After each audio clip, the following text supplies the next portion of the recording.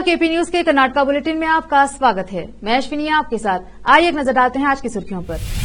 बेलगाम सत्र में बाढ़ पीड़ितों की आवाज उठाने के लिए जिला प्रभारी मंत्री ईश्वर खंडरे के घर के सामने धरना। बीदर में 3-4 विस्तार से। बेलगाम में चल रहे शीतकालीन सत्र के दौरान बाढ़ पीड़ितों के लिए आवाज उठाने की मांग को लेकर पीड़ितों ने जिला प्रभारी मंत्री ईश्वर खंडरे के घर के सामने धरना दिया। प्रदर्शनकारी चाहते हैं कि उन्हें वैज्ञानिक मुआवजा दिया जाए, जैसा कि उन पीड़ितों को दिया गया था जिन्होंने राज्य में निर्मित सभी जलाशयों में अपने घर और जमीन खो दी थी। बीदर जिला कार्यालय के सामने 527 दिनों से 24 घंटे संघर्ष चल रहा है और मुख्यमंत्री सहित किसी ने भी समस्या को गंभीरता से नहीं लिया है। भालकी कस्बे में जिला प्रभारी मंत्री ईश्वर खंडरे के घर के सामने प्रदर्शन करने पहुंचे पीड़ित किसान। कारंजा बाढ़ पीड़ित कल्याण समिति की ओर से हड़ताल पीड़ितों के लिए वैज्ञानिक राहत की मांग को लेकर पीड़ितों ने मंत्री के घर के सामने धरना देना शुरू किया। कैमरामैन संतोष का कवरेज। मतಗಳು ತೆಗೆದುಕೊಂಡ್ರೆ ಎಲ್ಲಕ್ಕಿಂತ ಹೆಚ್ಚಿನ ಮತ ಬಿಜೆಪಿ ಗೆದ್ದಲು ಕಾಂಗ್ರೆಸ್ ಬಂದಿದೆ. ಆದರೆ 3 ರಾಜ್ಯಗಳಲ್ಲಿ ಹಿನ್ನಡೆ ಆಗಿದೆ. ತೆಲಂಗಾಣದಲ್ಲಿ ನಾವು ಗೆದ್ದಿಲ್ಲ ಆಡಳಿತ, ನಾವು ಗೆದ್ದಿದ್ದೇವೆ. ಬರುವಂತಹ ದಿನಮಾನಗಳಲ್ಲಿ ಇವತ್ತು ಮತ್ತೆ ಸಂಘಟನೆ ಶಕ್ತಿಶಾಲಿಯಾಗಿ ಮಾಡ್ತೀವಿ. ಮತ್ತೆ ಕಾಂಗ್ರೆಸ್ ಪಕ್ಷ ಲೋಕಸಭೆ ಚುನಾವಣೆಯಲ್ಲಿ ಜಯಭೇರಿ ಬಾರಿಸುತ್ತದೆ ಅನ್ನುವಂಥ ವಿಶ್ವಾಸ ನಮಗಿದೆ. आंध्र प्रदेश से लेकर तमिलनाडु तक मिचोंग तूफान का कहर रहा, जिसका असर बीदर में भी पिछले 3-4 दिनों तक पड़ा रहा। इसी बीच कड़ाके की ठंडी और हल्की बूंदाबांदी लगी रही, जिससे मौसम बहुत सर्द बना हुआ था। आज मौसम कुछ सामान्य हुआ, लेकिन सुबह के समय चारों ओर कोहरा छाया रहा और पारा अधिक कम दर्ज किया गया।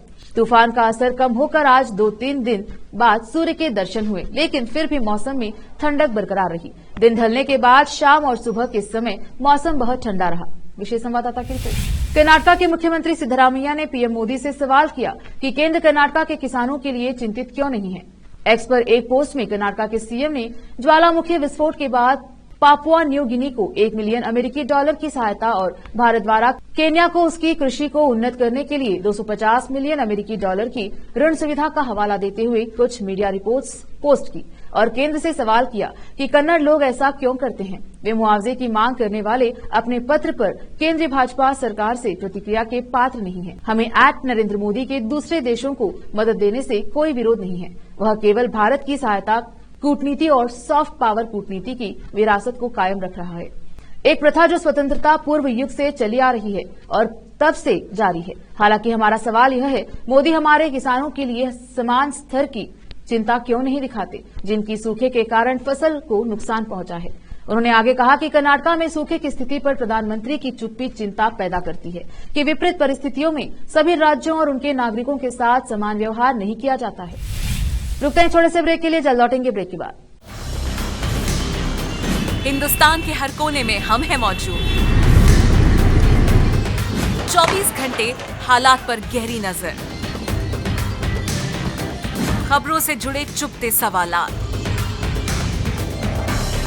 और आपको दिखाता है धार्मिक, सामाजिक, राजनीतिक, लोकल और इंटरनेशनल न्यूज की सबसे बेहतर कवरेज, जो आपको रखती है हर पल बाखबर। देश और दुनिया भर की खबर के लिए देखते रहें केपी न्यूज 24/7। ब्रेक के बाद स्वागत है आपका। देखते हैं समाचार। भाजपा के वरिष्ठ नेता और पूर्व मुख्यमंत्री बसवराज बोम्मई ने राज्य सरकार से आग्रह किया कि किसानों से जबरन ऋण वसूली बंद की जाए और उन्हें नया ऋण दिया जाए, क्योंकि वे सूखे के कारण संकट में हैं। किसान संकट में हैं, लेकिन राज्य सरकार ने मुआवजा जारी नहीं किया है। लेकिन उन्होंने केंद्र सरकार की ओर उंगली उठाते हुए कहा कि पिछली भाजपा सरकार ने बाढ़ के दौरान डीबीटी के माध्यम से किसानों को 2000 करोड़ रुपए बांटे थे।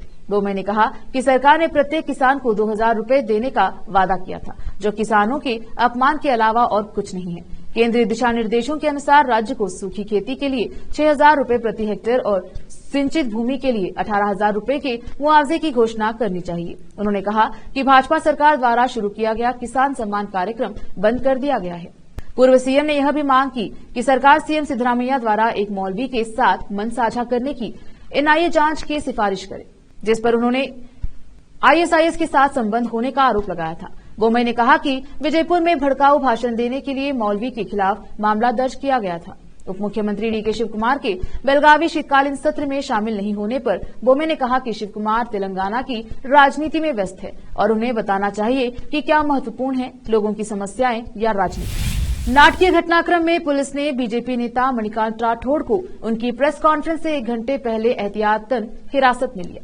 हाल के विधानसभा चुनाव में आरडीपीआर मंत्री प्रियांक खरगे के खिलाफ चितपुर निर्वाचन क्षेत्र से हारने वाले राठौड़ मीडिया को संबोधित करने वाले थे। पत्रकारों को एक ऑडियो संदेश मिला जिसमें कहा गया था कि सुरक्षा देने के बहाने राठौड़ को उनके घर पर घेरा दिया गया था और उन्होंने पत्रकारों से हुमनाबाद रिंग रोड स्थित उनके आवास पर आने का अनुरोध किया, जहां वह सबूत के साथ कुछ तथ्य उजागर करेंगे। हालांकि जब तक वे पहुंचते पुलिस पहले ही उन्हें एहतियातन हिरासत में ले चुकी थी। पुलिस सूत्रों ने बताया कि बंजारा समुदाय के एसीसी एसोसिएटेड सीमेंट फैक्ट्री के एक कर्मचारी ने वादी में आत्महत्या कर ली है। कलबुर्गी और वाड़ी में कानून व्यवस्था की समस्या की आशंका के चलते पुलिस ने राठौड़ को एहतियातन हिरासत में ले लिया है, क्योंकि वह बंजारा समुदाय का नेता है।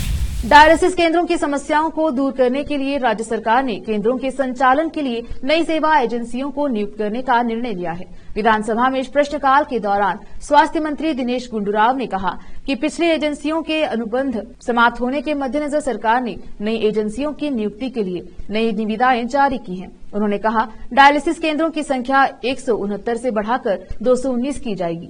डायलिसिस मशीनों की संख्या 649 से बढ़ाकर 800 की जाएगी। नए केंद्र 57 नए तालुकों के 48 सामुदायिक स्वास्थ्य केंद्रों में खुलेंगे, जहां कोई तालुका अस्पताल नहीं है। उन्होंने कहा, इसके अलावा बहुउपयोग वाले डायलाइजर को एकल उपयोग वाले डायलाइजर से बदलने की तैयारी है।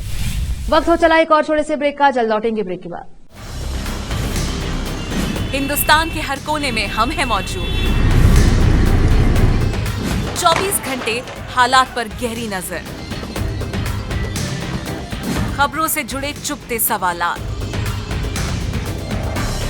और आपको दिखाता है धार्मिक, सामाजिक, राजनीतिक, लोकल और इंटरनेशनल न्यूज की सबसे बेहतर कवरेज, जो आपको रखती है हर पल बाखबर। देश और दुनिया भर की खबर के लिए देखते रहें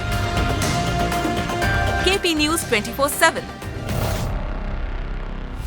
ब्रेक के बाद स्वागत है आपका, देखते हैं समाचार। विधानसभा में विपक्ष के नेता अशोक ने रैयतों को सूखा राहत देने के मुद्दे पर सिद्धू सरकार को आड़े हाथ लिया है। विधानसभा में विपक्ष के नेता अशोक ने मौजूदा सूखे की स्थिति से निपटने में असमर्थता को उजागर करके राज्य सरकार को कटघरे में खड़ा करने की कोशिश की। किसानों को फसल के नुकसान के खिलाफ मुआवजा जारी करने को लेकर केंद्र सरकार पर उंगली उठाने के लिए सरकार पर निशाना साधते हुए उन्होंने मांग की कि वह सहकारी समितियों से लिए गए 2 लाख रुपए तक के फसल ऋण को माफ कर दे। सूखे पर चर्चा की शुरुआत करते हुए अशोक ने कहा कि सरकार ने पीने के पानी की समस्या, चारे की कमी या खेतीहर मजदूरों के प्रवास को रोकने के लिए पर्याप्त कदम नहीं उठाए हैं। भाजपा सरकार के दौरान चारा बैंक खोलने और पीने के पानी की आपूर्ति के लिए धन उपलब्ध कराने के अलावा मजदूरी की तलाश में शहरों में उनके प्रवास को रोकने के लिए खाद्य पदार्थों से युक्त एक सूखी किट वितरित की गई थी। उन्होंने कहा कि मनरेगा के तहत रोजगार उपलब्ध कराने के अलावा एनडीआरएफ मानदंडों के तहत 30 से 90 मानव दिवस का रोजगार सृजित किया जा सकता है, इसलिए सरकारों को इसका उपयोग पलायन रोकने के लिए करना चाहिए। हालांकि सरकार का दावा है कि डीसी के खातों में पर्याप्त धनराशि है। उन्होंने कहा कि इसका उपयोग बोरवेल ड्रिलिंग और पशुओं के लिए चारा खरीदने के लिए किया जा सकता है। कर्नाटका कॉन्ट्रैक्टर्स एसोसिएशन के अध्यक्ष डी केम्पन्ना और एसोसिएशन के अन्य पदाधिकारियों ने गुरुवार को राज्य में भाजपा शासन के दौरान ठेकेदारों के बिलों को मंजूरी देने के लिए 40% कमीशन की मांग की। अपने आरोप को साबित करने के लिए न्यायमूर्ति नागमोहन दास आयोग को 6000 पन्नों के दस्तावेज सौंपे। पत्रकारों को संबोधित करते हुए केम्पन्ना ने कहा कि उन्होंने वर्तमान कांग्रेस सरकार के खिलाफ अपने आरोप के समर्थन में दस्तावेज भी सौंपे हैं। बसवराज बोम्मे के नेतृत्व वाली पिछली सरकार के खिलाफ 40% कमीशन के आरोप की जांच के लिए अगस्त में आयोग का गठन किया गया था। केम्पन्ना ने कहा कि उन्होंने लोक निर्माण, सिंचाई, ग्रामीण विकास और पंचायत राज और अन्य विभागों और बेंगलुरु में बीबीएमपी सीमा में बिल और कार्यों से संबंधित दस्तावेज जमा किए हैं। उन्होंने कहा कि आने वाले दिनों में कुछ और दस्तावेज न्यायमूर्ति नागमोहन दास को सौंपे जाएंगे, क्योंकि एसोसिएशन आरटीआई जवाब का इंतजार कर रहा है। उन्होंने कहा, मैं आयोग को सौंपे गए दस्तावेजों का ब्यौरा नहीं दे सकता। केम्पन्ना ने कहा कि पहले उन आरोप लगा था कि उन्होंने पिछली सरकार के खिलाफ अपने आरोप को साबित करने के लिए कोई सबूत पेश नहीं किया। उन्होंने कहा, लेकिन अब हमने आयोग को 6000 पेज के दस्तावेज जमा कर दिए हैं। उन्होंने कहा कि कुछ दस्तावेजों से पता चलता है कि कुछ ऐसे लोगों के बिलों का भुगतान कर दिया गया है जो ठेकेदार नहीं है। 2024 के लोकसभा चुनाव में अधिक सीटें जीतने के लिए कांग्रेस की दक्षिण भारत पर उम्मीदें टिकी हुई हैं। तेलंगाना में पार्टी की जीत और कर्नाटक में सत्ता में होने के मद्देनजर ऐसी चर्चा थी कि वरिष्ठ नेता सोनिया गांधी को कर्नाटक से सदस्य राज्यसभा के लिए नामित किया जाएगा। राजनीतिक पंडितों का मानना है कि यह विचार पड़ोसी आंध्र प्रदेश के अलावा 2 कांग्रेस शासित राज्यों में पार्टी के कार्यकर्ताओं का मनोबल बढ़ाने के लिए है, ताकि 90 के दशक के दौरान इन राज्यों में पार्टी को जो प्रभुत्व प्राप्त था उसे फिर से स्थापित किया जा सके। यह दक्षिण में कांग्रेस पार्टी के प्रभाव को बढ़ाने के लिए भी है, क्योंकि तमिलनाडु में सत्तारूढ़ डीएमके इंडिया ब्लॉक का हिस्सा है। सबसे पुरानी पार्टी के लिए लोकसभा चुनाव से पहले कर्नाटक और तेलंगाना में पार्टी की लगातार जीत की गति को बनाए रखना भी महत्वपूर्ण है, खासकर जब भाजपा एक बार फिर प्रधानमंत्री नरेंद्र मोदी की छवि पर भरोसा कर रही है। सूत्रों के मुताबिक एआईसीसी अध्यक्ष मल्लिकार्जुन खड़गे, मुख्यमंत्री सिद्धरामैया और डिप्टी सीएम डीके शिवकुमार समेत राज्य के नेता सोनिया के सामने प्रस्ताव रखने के लिए उत्सुक हैं। वह रायबरेली से लोकसभा चुनाव नहीं लड़ सकती और उनकी बेटी प्रियंका गांधी की सीट लेने की संभावना है। सोनिया गांधी और पार्टी नेतृत्व उचित समय पर फैसला लेंगे।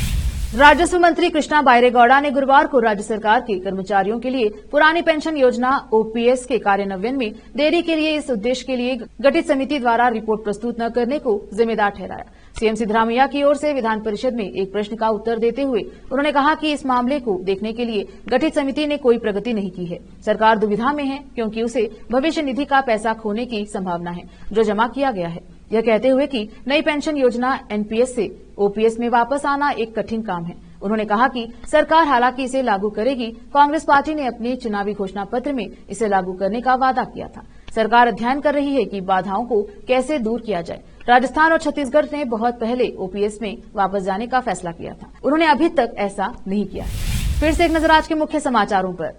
बेलगाम सत्र में बाढ़ पीड़ितों की आवाज उठाने के लिए जिला प्रभारी मंत्री ईश्वर खंडे के घर के सामने धरना। बीदर में 3-4 केपी न्यूज के कर्नाटका बुलेटिन में आज इतना ही। देखते रहिए केपी न्यूज 24/7। धन्यवाद।